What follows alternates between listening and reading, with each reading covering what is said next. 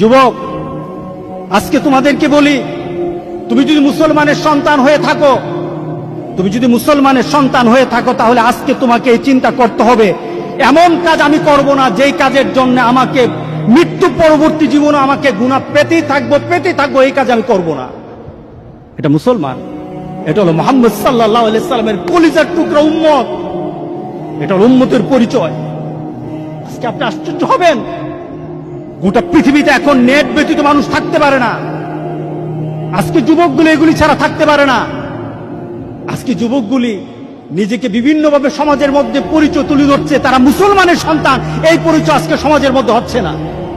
যুবক, তোমার জীবনটা যদি, তোমার চলাটা যদি কুরআন এবং সুন্নাহ অনুযায়ী হয়, আল্লাহর রাসূল আর নেককার বান্দারা যেমন সুন্দর মৌত পেয়েছে, রাসূল সাল্লাল্লাহু আলাইহি সাল্লাম বলেন তোমাদের মৌত তত সুন্দর হয়ে যাবে, তোমাদের মৌত তেমন সুন্দর হবে।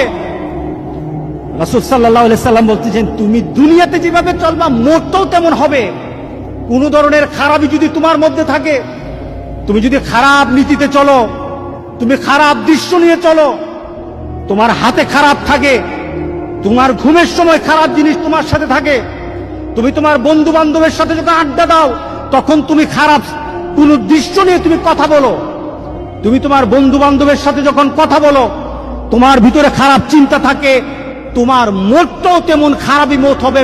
কে বলেছেন? মুহাম্মদুর রাসূলুল্লাহ। বিশ্বাস হয় না? বিশ্বাস হয় না? মুহাম্মদ সাল্লাল্লাহু আলাইহি সাল্লাম বলে গেছেন তোমার মতটা তেমন হবে। শুধু তাই নয়, কামা তামুতুন্না তুবাসুন,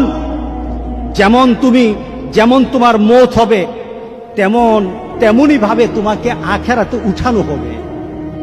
এরপর রাসূল সাল্লাল্লাহু আলাইহি সাল্লাম হচ্ছে তোমার মতটা যেমন তোমাকে উঠানো হবে ওই নীতিতে, যেমন ভাবে তুমি মরেছো।